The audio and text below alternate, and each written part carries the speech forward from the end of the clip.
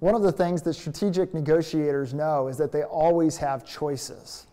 The best negotiators make those choices based upon what is most strategic, not necessarily what is most intuitive or most comfortable.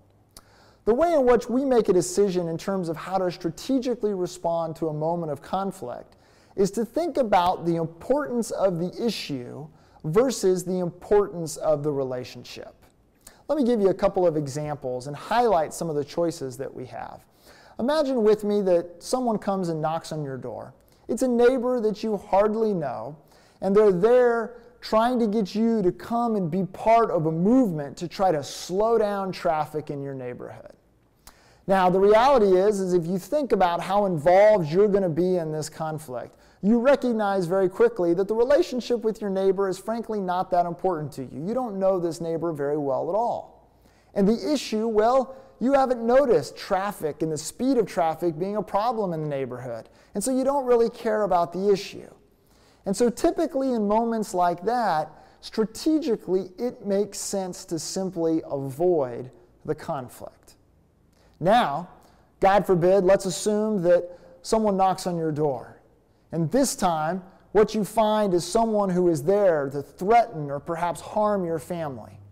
Now, in that case, your relationship with that person means nothing to you. But the issue in terms of the well-being of your family, well, that means everything to you. And because the issue is important, but the relationship is not important, you're probably going to compete. You're going to fight like crazy to protect your family, and strategically, that makes sense.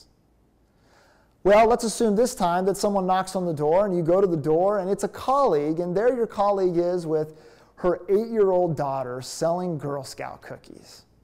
Now, the last thing that you need for your diet is more Girl Scout cookies, but it's your colleague, and the relationship is very, very important to you.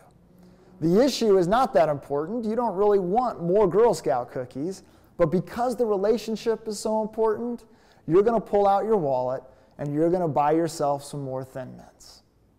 Now, there are other moments where the issue is kind of important and the relationship is kind of important. And in those moments, that's where strategically it makes sense to compromise. But recognize with me that many people look at compromise as a win-win, but it's also what? You're right, it's also a lose-lose.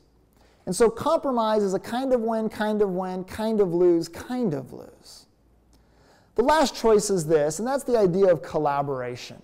Collaboration is where we go when the issue is really important, but so is the relationship. Collaboration is the approach that we use to try to successfully deal with whatever the issue is, yet do so in such a way that honors the relationship. This is a preferred method of dealing with conflict.